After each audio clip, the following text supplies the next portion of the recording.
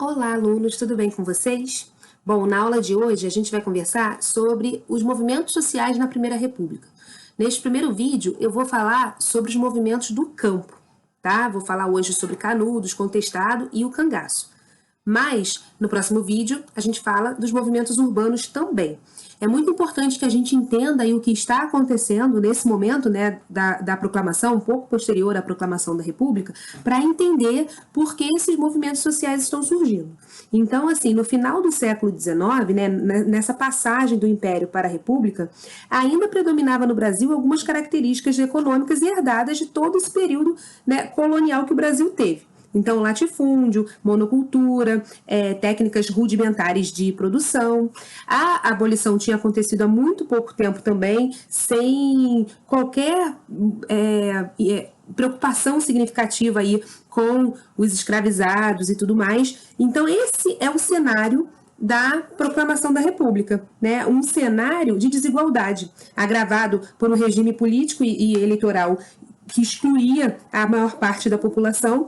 Então, surgem aí nesses momentos vários movimentos sociais baseados na religiosidade popular, numa liderança messiânica que a gente vai conversar ao longo da aula. E é importante que a gente entenda o papel desse movimento, né, na sociedade que a gente está conversando nesse momento. Então, a partir dos próximos slides, nós vamos falar um pouco desse momento histórico importante. Para iniciar as nossas discussões, eu trago aqui duas telas que vocês já viram na aula de arte. A primeira a gente já até conversou numa aula interdisciplinar, né? E a outra que é de um momento um pouco posterior, mas para mostrar o que a sociedade, o que a população brasileira achava do povo do campo, né, do sertanejo do interior. Então é importante que a gente analise essas duas obras aí, elas são uma crítica a esse imaginário que é importante que a gente faça. Então na primeira, né, da Tarsila do Amaral, Abapuru, que foi desenhada aí na década de 20 do século 20, o homem do campo ele é retratado aí com uma cabecinha bem pequena, né, com o pé e com as mãos grandes, e esse pé e essa mão representa aí o trabalho manual dele e tudo mais, e a cabecinha pequena é bem a representação do juízo de valor atribuído a esse homem do campo, a essa pessoa que para o pessoal das cidades não pensa, né, que não tem aí um conhecimento, não busca esse conhecimento. Então, assim, é uma visão muito limitada, a gente sabe muito bem, mas é importante que a gente converse sobre toda essa imagem que o sertanejo tem para a população aí do final do século XIX e início do XX. As obras são datadas, né, da década de 20 e da década de 40 do século XX, mas eu queria trazer para a nossa discussão. A segunda obra é Os Retirantes, o nome dela, né, o nome desse quadro, é do Cândido Portinari, e ela foi feita já na década de 40, em 1944, para ser mais precisa. E é importante que a gente veja que, assim, num momento bem depois da nossa aula, do que a gente está conversando, das questões sociais que a gente vai discutir aqui, mas que ainda faz parte do imaginário, né? Nessa segunda obra, a questão dos retirantes, do povo do sertão, né? Dessa população do campo, ela é vista quase que como zumbis, se vocês observarem, né? É um quadro até assustador. Então, é muito importante a gente refletir sobre essa crítica social e artisticamente olhar os tons usados e tudo mais para ver a ideia que se tinha, né, que se, no caso do quadro, que se criticava por ser uma ideia limitada do que era um sertanejo, do que era esse homem do campo, né, de como as pessoas da cidade enxergavam essas pessoas. Continuo ainda na linha das artes e literatura e coloco aí a imagem do Jeca Tatu, que é um personagem, um dos mais famosos personagens do Monteiro Lobato, que representam o trabalhador do campo, né? E que a representação é essa, né? Que esse trabalhador ele é visto como uma ameaça à elite republicana, que o considera preguiçoso, alcoólatra, então ainda aí nos vícios, um desonesto e ignorante. Então essa é a imagem do homem do campo que era até retratada, né, nas artes, como a gente já começou a falar no primeiro slide, aí também na literatura. Então é importante a gente refletir sobre essa imagem para saber como esses movimentos sociais foram tratados, né, ao longo da nossa história, ao longo do tempo aí que estamos vivendo. Então a gente já pode fazer uma análise que essas obras do início do século, elas, né, já que eu retratei em diversos momentos diferentes, diversos anos diferentes, como essas obras elas estão aí relacionadas a essa visão preconceituosa que a gente tem da população, do homem do campo. E o primeiro movimento que a gente vai tratar aí é o movimento de Canudos, né? Eu inicio aí esse slide falando do conselheiro e do Arraial de Canudos, e você me pergunta, que conselheiro, professora? Bom, o nome dele era Antônio Vicente Mendes Maciel, ele era mais conhecido como Antônio Conselheiro, e ele nasceu no interior do Ceará. Ainda criança, ele iniciou seus estudos para se tornar, né, um seminarista. Ele chegou a entrar no seminário com o objetivo de se tornar padre, mas ao se tornar adulto acabou exercendo outras profissões. Tá? E aí, por volta de 1871, o Antônio Conselheiro ele iniciou as suas peregrinações pelo interior de Sergipe. Sergipe, Pernambuco, Bahia, pregando mensagens religiosas, aconselhando os sertanejos, e ele procurava organizar, né, esses sertanejos para a realização de obras como construção de igrejas, casas, açudes e colheitas agrícolas. O seu papel inicia aí como se ele fosse um líder comunitário, né? E esse papel foi crescendo de uma maneira muito grande, como a gente vai ver ao longo da explicação. Então, foi a partir dessa liderança religiosa, afinal, ele tinha estudado, né, até para se tornar um padre, que ele se torna também uma liderança política, e ele passa a ser chamado de Antônio Conselheiro a partir de então. Bom, no final do século XIX, né, em 1893, o beato Antônio Conselheiro e os seus seguidores, eles fundam um povoado comunitário na antiga fazenda de Canudos. Essa antiga fazenda fica às margens do rio Vaza Barris, na Bahia, né? E essa comunidade, ela foi chamada de Belo Monte, tinha uma organização baseada na propriedade comum das terras e no trabalho agrícola coletivo. Então, Canudos mantinha relações comerciais regulares com as vilas próximas, né, com as cidades ali da região, e chegou a reunir entre 20 mil, 30 mil pessoas como moradores. Então, ele tinha aí esse caráter religioso, né? Como eu coloquei no quadro, no slide, no sul da Bahia, um pregador chamado Antônio Conselheiro, baseado numa retórica cristã crítica ao Estado laico, defende a construção de uma sociedade alternativa. Então, dessa forma, ele atrai os adeptos, né? Essa população que vai morar em Canudos, e a antipatia dos coronéis locais. Bom, não só os coronéis criticam o Antônio Conselheiro. Embora tenha esse caráter religioso, a igreja também faz uma crítica. E a gente vai analisar bem isso direitinho ao longo aqui da explicação. E entre essa população que fazia parte aí de Canudos, muitos ex-escravos, né? Afinal, a abolição tinha ocorrido há pouco tempo e sem uma estrutura, aí, sem uma importância dada aí ao lado dos ex-escravizados e tudo mais, né? Sem um projeto político que incluísse esse grupo de pessoas e entre outros moradores também. Em Canudos, os sertanejos pobres, negros ou brancos, encontravam ali na comunidade um sentimento, né, de pertencimento e uma forma de sobrevivência. E as reações republicanas foram muito negativas, né? O movimento ele é taxado ora como anarquista, ora como monarquista, e a repressão ganha áreas de guerra, que é o que a gente vai falar aqui nesse slide e até no posterior também. Bom, é importante que a gente identifique os grupos sociais que estão se posicionando contra Canudos, né?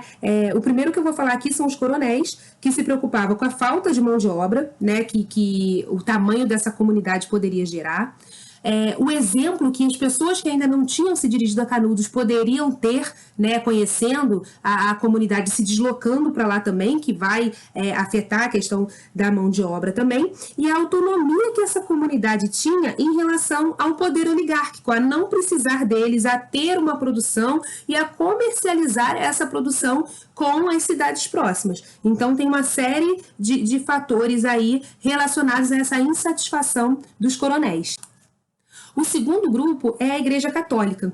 Embora a gente converse sobre esse caráter religioso do Antônio Conselheiro, a Igreja Católica ela acusava esse líder de ser um herege, né, de cometer heresia e subversão, em razão, sobretudo, do fervor religioso que ele tinha e que era atribuído à comunidade de Canudos, e o fato dele não ser um sacerdote sacramentado. Né, ele não tinha seguido, embora ele tenha estudado para ser seminarista e tudo mais, ele não tinha finalizado esse estudo, ele tinha desistido desse estudo antes de alcançar aí essa questão, né, ele não terminou.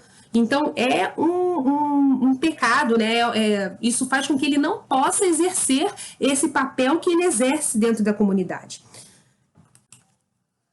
A igreja também, ela tinha um bom relacionamento e dependia da caridade dos coronéis, então esse é mais um aspecto que faz com que a igreja se posicione contra o movimento. Além de todas essas razões apontadas, Conselheiro também passou a ser visto como uma ameaça à República, já que ele criticava as leis republicanas como a separação entre Estado e Igreja, né? Essa era uma das primeiras críticas que o Conselheiro fazia em relação à proclamação da República, e aí o governo entende como esse movimento, como essa comunidade, esse grupo de pessoas fosse aí um risco, né? Uma possibilidade de um movimento antirrepublicano, no sentido de buscar aí uma volta da monarquia. Então, as autoridades elas procuraram justificar a ação armada, alegando que as pregações do Conselheiro comprovavam a sua vocação monarquista, né, que representava, assim, uma ameaça à ordem republicana. E aí, em 1896, as forças federais e baianas, elas iniciam aí uma campanha militar. A primeira expedição aí contra Canudos, ela ocorre com mais forças baianas, né? E que eles se organizam exatamente para iniciar a destruição e desarticulação do movimento. Apesar da superioridade de armamentos, o exército do governo foi derrotado pelos chamados conselheiristas, né, que é essa população aí de Canudos. E depois dessa primeira expedição, ocorreram mais 2 expedições em que os moradores de Canudos ganharam. Né? O Canudos só foi destruído na 4ª expedição, que contou com 10 mil homens, cerca de 10 mil homens fortemente armados. O Arraial foi derrotado pelas forças republicanas no dia 5 de outubro de 1897. E a maior parte da população, né, a maior parte dos seus habitantes, foi assassinada.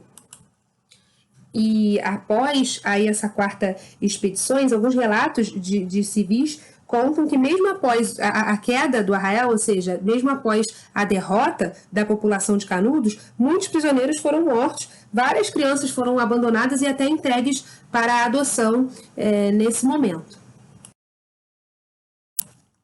E essa imagem aí mostra o Antônio Conselheiro falecido. O Antônio Conselheiro ele não morre com as expedições, né? Ele não morre na Guerra de Canudos, ele morre 2 semanas antes da última expedição, ele morre de difteria, mas depois, né, depois dessa guerra, depois da destruição do Arraial, eles desenterram o Antônio Conselheiro e fotografam, tá? Essa imagem aí, por muita gente, é atribuída achando que ele faleceu no momento de confronto, mas não, ele tinha falecido 2 semanas anteriores em razão de doença, né? Como eu já falei, a difteria. E o próximo movimento que a gente vai falar aqui é a Guerra do Contestado, que foi a maior guerra civil ocorrida no Brasil republicano. Ela acontece aí entre 1912 e 1916, e é importante que a gente trace aí que ela foi uma disputa territorial, né, ocorrida ali no sul do Brasil. Então, é numa região disputada por Santa Catarina, pelos estados de Santa Catarina e Paraná. E no início do século XX, essa região ela era habitada por muitos pequenos agricultores e poceiros, entre eles negros, indígenas e brancos, denominados pelos habitantes das cidades de caboclos. E ao longo dos anos aí, em que vai culminar na Guerra do Contestado, esses camponeses eles viram seus territórios serem ocupados por fazendeiros interessados na extração de determinados produtos, como a madeira e a erva mate, e a presença de grandes companhias estrangeiras envolvidas na construção de estradas de ferro, que também reduziam o espaço dessas lavouras de subsistências, né, essas lavouras familiares. A desapropriação de uma faixa de terra de aproximadamente 30 quilômetros de largura atravessava aí esses estados do Paraná e de Santa Catarina para a construção de uma estrada de ferro que ligaria São Paulo ao Rio Grande do Sul. E essa obra ela provocou a expulsão dos poceiros dessa região, a falência, né, de pequenos fazendeiros que viviam da extração aí de madeira, como eu falei, e ademais, assim, terminada a construção da estrada de ferro, formou-se aí um grupo grande de trabalhadores desocupados, né, desempregados com o fim dessa construção. Então, todos esses problemas sociais decorrentes de uma região aí com tantos problemas e tantas rusgas entre empresas, população, pequenos fazendeiros, pequenos proprietários, isso faz com que o poder público também não haja com muita presença nessa região, e aí favorece o início do conflito, né? Nesse contexto social e econômico surgem aí na região muitos movimentos messiânicos, liderados pelo monge José Maria. Os seguidores do José Maria, eles acreditavam que o fim do mundo estava próximo e que a adesão ao movimento significaria a salvação de sua alma. Então, ao grupo de José Maria também uniram-se operários recrutados, né, para essa ferrovia, essa mão de obra aí que vagava sem emprego nessa região. Eles tinham sido demitidos e proibidos de viver ali próximo às estradas de ferro. Então, o anseio dessas pessoas por terra, por trabalho, por melhores condições de vida, associou-se a uma religiosidade popular, tornando essas tensões sociais muito perigosas e explosivas, né? Tanto que vai chegar, vai concluir aí com uma guerra. E nesse slide a gente vai conversar um pouco do que era esse messianismo, né? Para vocês que ainda possam não ter entendido, muitos movimentos rurais, e nessa aula aqui a gente vai falar do movimento de Canudos, do Contestado, mas também teve a revolta do Juazeiro, que a gente vai ver um pouco mais à frente. Eles receberam essas atribuições messiânicas dada a liderança religiosa dentro desses movimentos. Então, embora não se possa negar o caráter salvacionista, essa estratégia ela pode afastar a atenção das questões sociais envolvidas, mas é importante que a gente fique atento às questões sociais. Então, é importante que a gente analise a situação dessas pessoas, né, nesses diferentes territórios, porque a gente já falou aí de um conflito que aconteceu no Nordeste e agora no sul do país, mas a gente enxergar somente como religioso, a gente passa a acreditar que eles são pessoas manipuladas pelo esse discurso religioso e talvez ignorantes por acreditar somente nisso, mas é importante que a gente entenda como um movimento social de uma situação em que essa população vivia em uma situação bem ruim, né? Uma situação de exploração, de um ambiente sem direitos trabalhistas, sem emprego, como a gente pode ver em vários aspectos aí, principalmente no Contestado, depois de um trabalho, uma massa que sai sem emprego, que está desempregada, que não tem ocupação. Então é importante que a gente não perca essa ideia, né, de necessidade social, né, desses dois conflitos, né, de todos os conflitos que a gente pode dar esse caráter messiânico.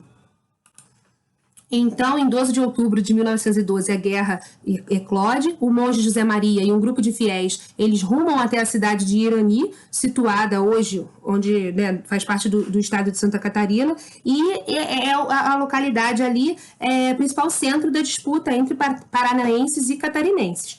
As autoridades do Paraná, eles acreditam que esse grupo tinha sido enviado pelo governo de Santa Catarina e assim inicia uma violenta ação, né, uma violenta repressão que culmina com a morte do líder José Maria. A crença que o monge ressuscitaria levou ao surgimento das cidades santas. Essas cidades santas, elas eram comandadas por pessoas, né, que diziam ter visões e receberam instruções do José Maria. Então fica aí atrelada até a ideia que eu já conversei com vocês, acho que talvez até no ano anterior, essa ideia até do Dom Sebastião, né, lá de Portugal, que é um líder que morre numa guerra e fica no imaginário da população que ele ainda vai voltar. Então, José Maria permaneceu com esse imaginário, né? Ele deixa esse legado dessa crença. Então, os rebeldes, eles reivindicam o direito à terra, ao trabalho e à liberdade religiosa. O exército, ele envia aí para essa região um efetivo muito grande, equipados, né, com armas modernas e tudo mais. A gente vê até relatos de um bombardeio aí feito por aviões, e em 1915 esse cerco se intensifica, né, aumenta. Então, a truculência do exército, a falta de alimentos, disseminação de doenças, todas as características que aí a gente já conversa que ocorre em um momento de guerra, enfraquece os rebeldes e provoca o fim do conflito em 1916, deixando cerca de 20 mil mortos, e a maior parte deles caboclos. E o nosso terceiro e último movimento dessa aula é o cangaço. O cangaço ele é o nome dado ao movimento armado de nordestinos que teve o seu auge de atuação no final do século XIX e início do século XX. Então, diferente dos outros movimentos que a gente falou hoje, que tinha esse caráter religioso e messiânico do líder, né, que levava uma palavra divina, uma palavra de religião aí para a população, o cangaço ele foi a expressão das tensões sociais do campo nesse momento da República Brasileira. Então, é importante a gente analisar esse cenário para a gente entender, né, os nomes atribuídos a esses movimentos, né, a questão aí do banditismo social, que está ligado a ser bandos armados que percorrem aí o Nordeste desde meados, né, do século XIX, a partir de 1870, mais ou menos, até 1940, que percorriam o sertão nordestino promovendo assaltos, atacando fazendas e estabelecimentos comerciais. Por conta dessas atuações é criada aí as volantes, que é uma polícia responsável por caçar esses cangaceiros, mas é importante que a gente entenda a atuação dos cangaceiros, né? Esses cangaceiros, eles agem com violência, eles foram criados em cenários e ambientes muito violentos, né, que levam à atuação desse banditismo social, né, está sempre atrelada à questão da pobreza, da miséria e de disputas violentas entre coronéis, que é o ambiente que esses cangaceiros crescem, né, e vivem. Então, muitas vezes eles atuam por conta própria, mas outras eles também atuam como mercenários contratados por um coronel para combater, né, para atuar aí contra o seu inimigo, contra o inimigo desse coronel que o contratou.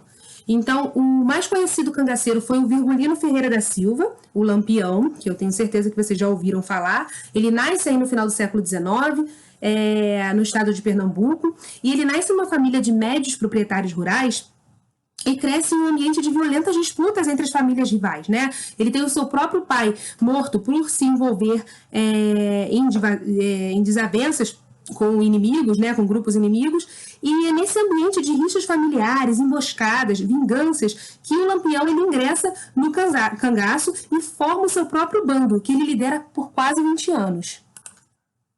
Os cangaceiros eles eram formados, né, eram grupos formados por sertanejos, jagunços, empregados de latifúndios, capangas, pistoleiros e assim, é um grupo que espalhava o terror e o medo por onde passava aí no sertão nordestino.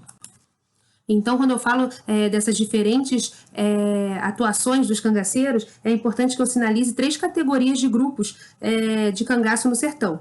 Existia o grupo defensivo, que funcionava a serviço de grandes latifundiários, como eu já até falei nesse slide, com o objetivo de defender propriedade e atacar inimigos e tudo mais. O político, que defendia os interesses dos grandes fazendeiros locais e recebiam, por conta disso, né, uma certa proteção das autoridades locais, e os independentes, que tinham como característica o banditismo, ou seja, eles eram temidos cangaceiros que roubavam viajantes, estupravam mulheres, matavam e saqueavam cidades inteiras, muitas vezes. Então, é importante que a gente sinalize isso. Eles viviam na região da Caatinga e conheciam muito bem toda a localidade que viviam. Entre os pesquisadores, o tema do cangaço ele é muito debatido até hoje, né? Na década de 1920, por exemplo, um romancista ele analisa um cangaço como resultado desse meio geográfico, né? Esse romancista se chama Gustavo Barros e ele analisa a sociedade sertaneja como selvagem, isolada da civilização, que é uma ideia muito comum para a população urbana e tudo mais. Mas nos anos 60, a socióloga Maria Zara de Queiroz ela defende que o cangaço foi uma ação de sertanejos conscientes da sua condição miserável e disposta, né? Eles estavam ali dispostos a modificar essa realidade deles. Nos anos 70, o historiador, né, Eric Hobsbawm, ele apresenta uma outra interpretação que ganhou muitos defensores. Ele analisa o cangaço como uma expressão do banditismo social, como uma forma de rebeldia nos meios rurais tradicionais contra o regime oligárquico, contra esses coronéis que estão no poder e essa elite. Porém, ao contrário dos camponeses, que viam os cangaceiros muitas vezes como libertários, né? Libertadores, uma espécie romantizada de Robin Hood, digamos assim, o Hobsbawm ele argumenta que esses bandos armados eles não eram revolucionários, mas sim formados por indivíduos que recorriam ao crime como uma saída, né, uma sobrevivência. É importante a gente pensar em todos esses aspectos e entender esse movimento também como um movimento social, conhecendo a realidade dessas pessoas, né, e essas práticas nesse momento, certo? Bom, a gente fez na aula o exercício da página 33 e eu vou encontrar vocês na próxima aula para falar dos movimentos urbanos que também ocorreram, né, nesse momento aí de proclamação da República, nos nossos primeiros anos de República. Bom, finalizando aqui, eu sempre penso que eu podia ter falado mais alguma coisa em algum movimento, mas se vocês tiverem qualquer dúvida, qualquer questão e tudo mais, só falar comigo no nosso próximo encontro, tá bom? Beijo para vocês e até lá!